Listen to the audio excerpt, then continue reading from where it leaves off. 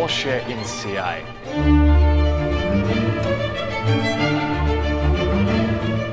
To je barok. Itak.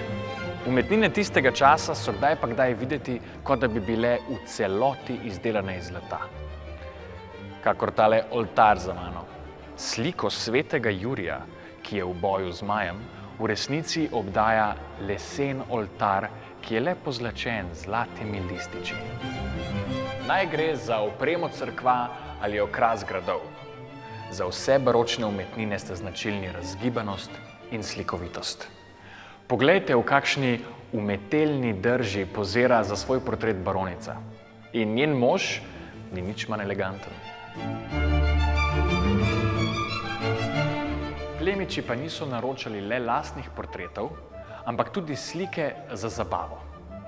Ti dve deli sta najverjetneje nastali v posmeh revnemu prebivalstvu.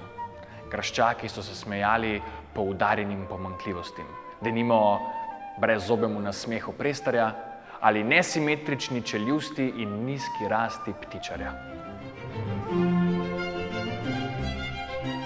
Včasih nas slike učijo, kakšno obnašanje je bilo v družbi takrat nezaželeno.